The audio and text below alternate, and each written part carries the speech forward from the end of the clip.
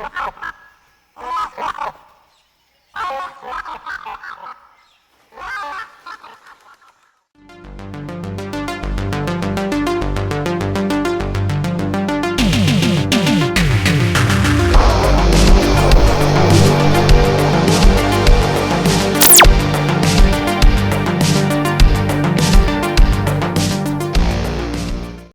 are talking the movie Solo. No, not that one. We are talking about the Mario Van Peebles starring movie from 1996, Solo, directed by Norberto Barba. Now, this is a kind of Terminator / Universal Soldier movie.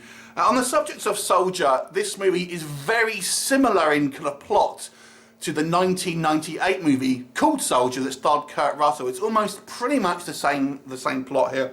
Essentially, Solo, played by Van Peebles, is an android. He is a weapon built by the US military to be the ultimate soldier. And on his kind of mission out, he decides that he doesn't want to kill some innocent people, basically, and therefore aborts the mission. This kind of infuriates his government bosses who kind of deem him useless and want to get rid of him.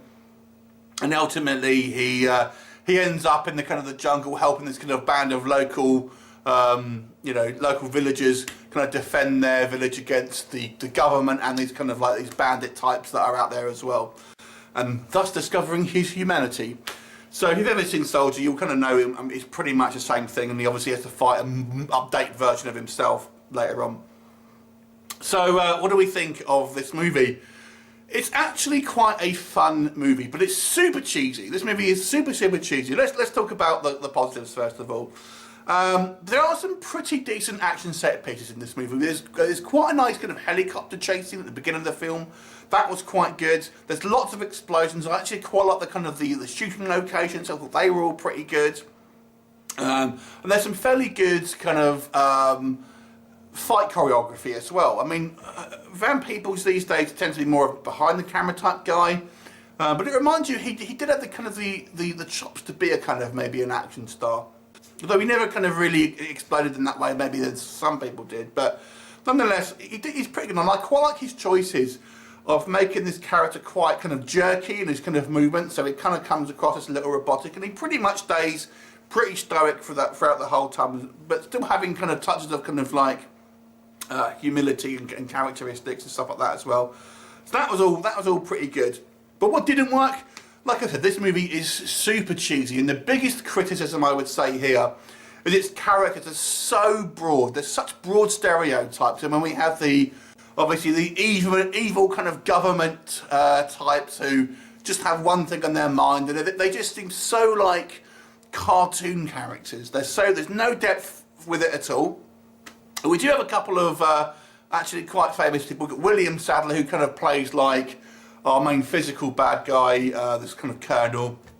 You've also got a young Adrian Brody here, who's kind of like his tech support, the only really other good guy that's on the kind of the government side.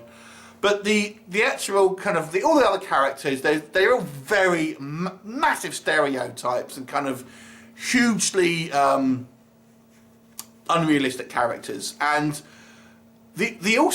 Solo's character himself is also very ill-defined. I mean, he's kind of a cross between, like, he's essentially a Terminator. He's a pure robot. There's no like human kind of like parts to him at all. So why is he in a human mode? It's never really explained. We're never really given that much information about him. It's just like, where does this kind of like humanity come from? And it's never really explained, other than he has the ability to learn. But where does it come from? Where does it go? Why is it in this kind of direction?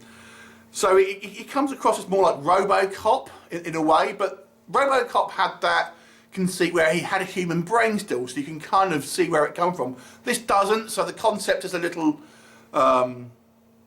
just comes out of nowhere, and as the film progresses, he has these kind of more kind of human traits and kind of says one-liners and stuff like that. And where has it come from? And this movie, obviously, is the mid-90s, so I don't think in those days, basically, people cared so much about the kind of having to have these more layered characters and kind of realistic kind of reasons about why people do things. But watching it now, you know, it comes across as just, that's because of what the plot needs, basically, and no one's going to question it, blah, blah, blah, blah, blah, blah.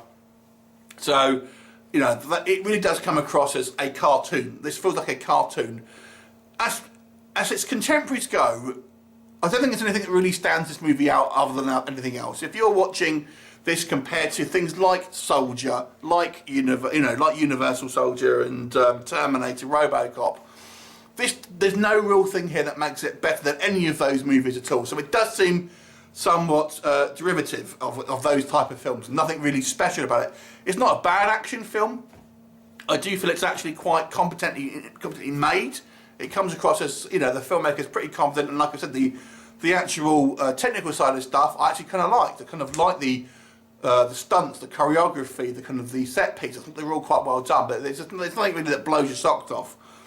So overall, actually, I did still have fun with this movie. I'll give it a 5 out of 10. It's worth your time if you like kind of cheesy action movies from the 90s. There's definitely worse out there. 5 out of 10. Have you seen it? What did you think of it? Leave me a comment and I'll look forward to seeing you next time. Bye for now.